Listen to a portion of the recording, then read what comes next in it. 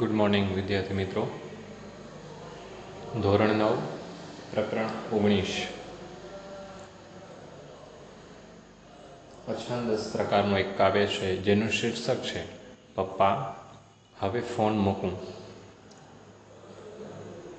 સાંપ્રત વર્તમાન સમયમાં આપણે ફોનથી ખૂબ ગૂંથાયેલા છીએ. કદાચ એનાથી જોડાઈ ગયા છે, એક જીવનનો એક ભાગ બની ગયો છે મોબાઈલ. ટેલિફોન હવે ઘટતા જાય છે.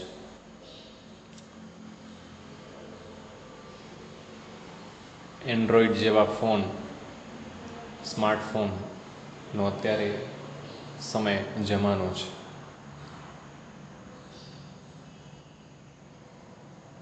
દીકરી હોસ્ટેલમાં ભણી રહી છે અને પિતાથી વાત કરી રહી છે.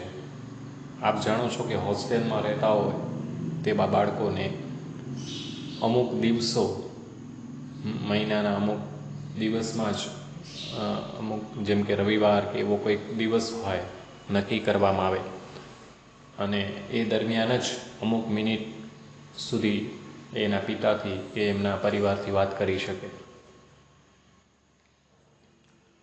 આવો જ કંઈક ભાવ અહીં આ દીકરી અને પિતા વચ્ચે છે. જો શીર્ષક કેવું છે પપ્પા હવે ફોન મૂકું, એટલે એનો મતલબ એમ કે કાવ્યની શરૂઆત જ પહેલાંથી ફોન ચાલુ છે. બંને વાત કરી રહ્યા છે પિતા અને દીકરી, અને અંતે ફોન પૂર્ણ થાય છે, કાવ્ય પૂર્ણ થાય છે ત્યારે પણ એવું જ વાત આવે કે પપ્પા હવે ફોન મૂકું.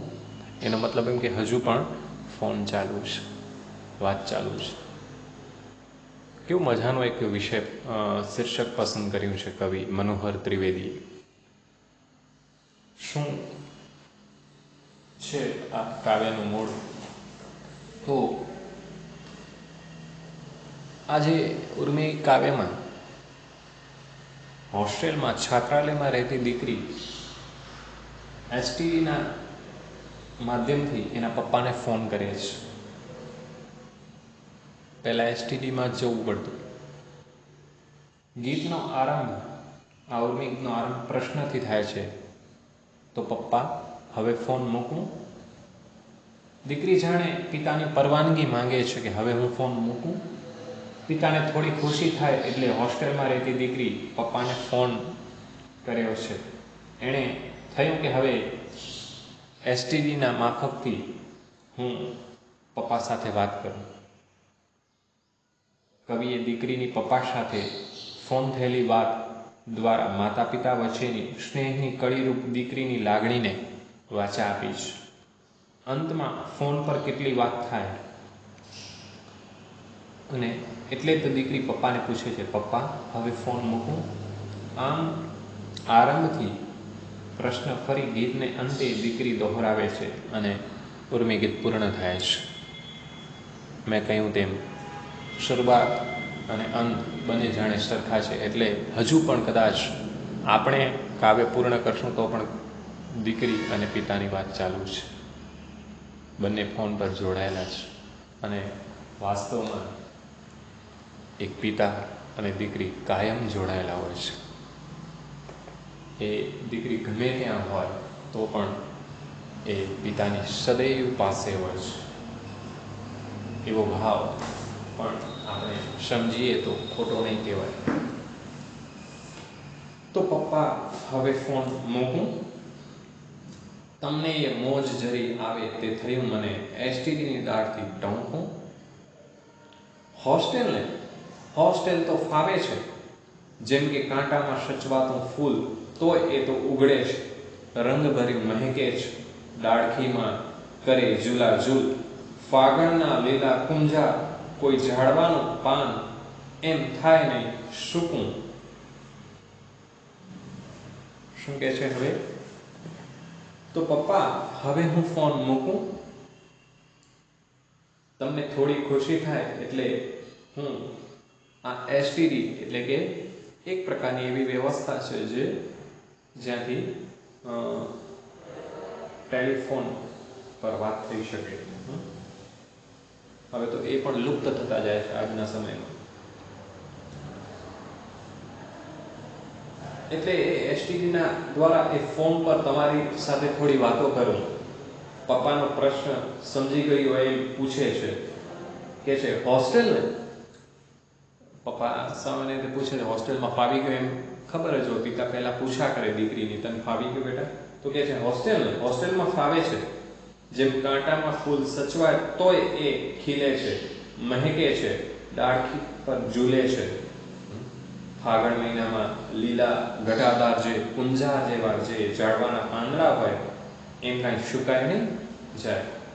એમ કહે છે કે હા, અહીંયા થોડી તકલીફો છે, છતાં પણ મને ફાવે છે. એમ પોતાની જો વ્યથા પીડાને પણ કેવી રીતે એ પિતાને એ ચિંતા ન થાય, ટેન્શનમાં ના આવી જાય, ચિંતિત ન બને, એવા ભાવથી એ જણાવે છે. નથી એ ખોટું પણ કહી શકતી, દીકરી છે, ખોટું એ નથી કહી શકતી અને સત્યતા રજૂ કરે છે, પણ છતાંય કહે છે કે પિતા એ ચિંતા ન કરી જાય, ચિંતિત ન બની જાય. એટલા માટે થઈને કહે છે કે જેમ કાંટામાં સચવાતું જેમ ગુલાબનું ફૂલ હોય એવી રીતે હું અહીંયા બરાબર છું, એવી માફક હું અહીં ગોઠવાયેલી છું, એવો ભાવ એ વર્ણવે છે. આગળ કહે છે, પૂછે છે, પેલું ફોન ચાલુ છે દીકરી, એટલે મમ્મીની હાલચાલ પૂછે. મમ્મી બા જલસામાં?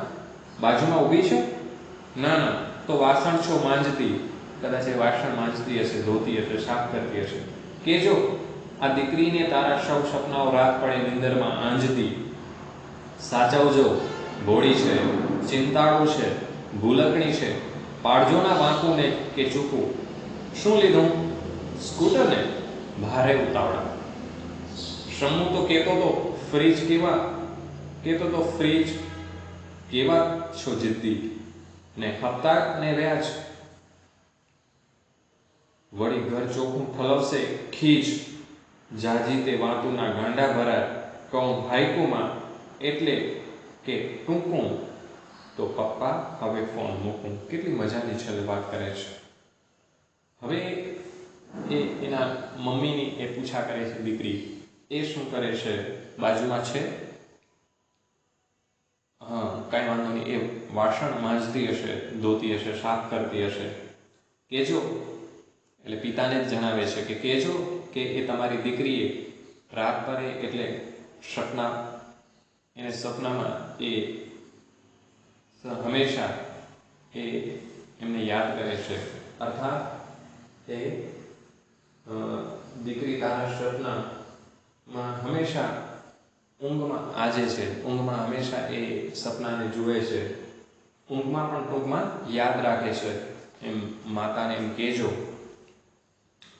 અને એને સંભાળજો, સાચવજો. એને થોડી ભોળી છે, થોડી જો ચિંતા કરે છે, જેમ જાણે દીકરી પણ ચિંતા કરતી હોય એમ માતા પણ ચિંતા કરતી હોય, એમ બંને ભાવે ચિંતા વ્યક્ત થતી હોય એવો ભાવ કહે છે કે એ ખૂબ ચિંતાળુ છે, એટલે કે થોડી ચિંતા વધુ કરનારી છે, અને એ ભૂલકણી છે, એટલે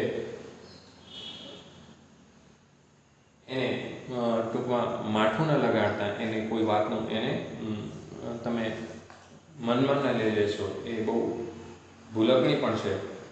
હા, કંઈક કહેતા હતા, શું લીધું છે? સમૂહ એના ભાઈનું નામ છે. કે છે સ્કૂટર ને? સ્કૂટર લીધું? બહુ ઉતાવળ કરી નહીં, ભારે ઉતાવળા છો તમે.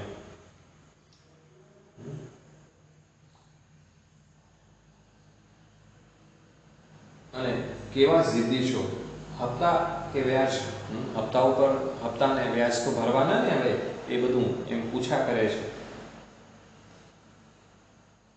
આખું ઘર ગુસ્સે કરે. આ જાણીને કહે છે કે આખું ખીજ એટલે ગુસ્સો, આખું ઘર પર એ ગુસ્સો ઠાલવશે અગર જો નહીં લઈ આપો તો. એ લઈ લીધું, કંઈ વાંધો નહીં. છેલ્લે અંતે પાછું કહે છે કે વધુ વાતો કરીશું, જાજી વાતો કરીશું તો ગાંડા ભરાય. અર્થાત વાતો ક્યારે ખૂટશે નહીં, જાજી વાતોના તો ગાંડા ભરાય.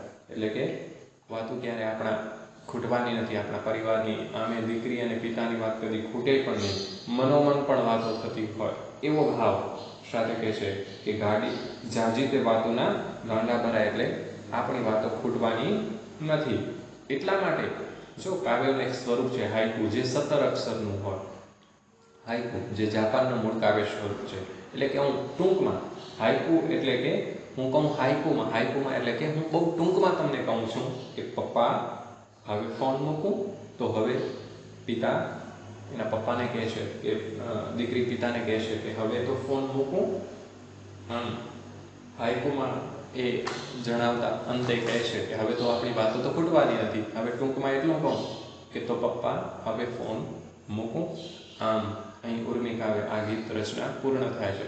પણ એક પિતાનો સાથેનો જે નાતો છે દીકરીનો, એ કેવી રીતે વાત કરી રહી છે અને કેટલું એ યાદ કરી રહી છે, એ પરિવારના સદસ્યો, એની માતા હોય યા ભાઈ હોય કે કોઈ પણ સ્વજન હોય, એને પણ કેવી રીતે સ્મરણ કરી રહી છે, ત્યાં કેવી રીતે એ સુખ દુઃખ વચ્ચે પણ પરિવારની સાથે જોડાયેલી રહી છે, એવો ભાવ આ કાવ્યમાં વર્ણવાયો છે, રજૂ થયો છે. તો મિત્રો, કાવ્યને અંતે જે સ્વાધ્યાયના પ્રશ્નો છે એના જવાબ મારા સુધી વહેલી તકે આપ વોટ્સઅપના માધ્યમથી મૂકશો એવી જિજ્ઞાસા આપના પ્રત્યે. હવે બહુ ઓછા પ્રકરણ બાકી રહે છે. બાકીનું કામ તો હજી ભાષા છે ગુજરાતી, એટલે એનું વ્યાકરણ લેખન એ ચાલ્યા રાખશે. પણ આપણે પણ ધીરે ધીરે અભ્યાસક્રમ ચલાવ્યા રાખશું. હજુ પરીક્ષાઓ ને ખૂબ સમય છે. આજે ગુજરાતીનો જે શાળાકીય પરીક્ષા લેવાય છે એનું પેપર મેં વોટ્સઅપના માધ્યમથી મૂક્યું છે. બહુ ઈમાનદારીથી, બહુ ખંતથી અને સમયબદ્ધથી આપ પેપર લખશો એવી પૂરી ઈચ્છા અપેક્ષા હું આપના પાસે રાખું છું. 50 માર્ક્સનું પેપર છે. 2 કલાક જેવો સમય લઈ શકો છો તમે અને બહુ જ પ્રામાણિકતાથી પેપર લખશો તો સારું લાગશે મને. કેમ કે ભલે માર્ક્સ કેટલા આવે એ મહત્ત્વનું નથી, પણ તમારા ખુદના હોવા જોઈએ. આસપાસથી મળી જાય અથવા તો એ બીજાના કહેવાય, અથવા તો કોઈ પણ રીતે તમે સાહિત્યમાંથી જોઈને લખો તો એનો કોઈ મતલબ નહીં સરે. એટલે જેટલું પણ આવે, જેવું પણ આવે, આ તમે અત્યાર સુધી જે ઓનલાઈન આ વિડીયોના મારફતે અભ્યાસ કર્યો છે અને થોડો તમારો પણ પ્રયત્ન રહ્યો હશે, એના માધ્યમથી જેટલું આવડ્યું હોય એ તમારી કાલી ગયેલી ભાષામાં લખવાની આપને છૂટ છે. પણ સ્પષ્ટતા ખાસ કરવી. પ્રશ્નપત્ર ઉપર નામ લખશો, તારીખ લખશો અને આવી બધી વિગત ખાસ લખવી જરૂરી છે. ધોરણ ને આ બધી વિગતો લખ્યા પછી શાળાકીય પરીક્ષા છે કે શું, એમ પૂરેપૂરી એની વિગત દર્શાવીને અહીં જ્યારે પણ કોઈ યોગ સંજોગે આવવાનું બને તો ઝડપથી જમા કરાવવા આવશો. Okay, thank you. Best of luck બધાને.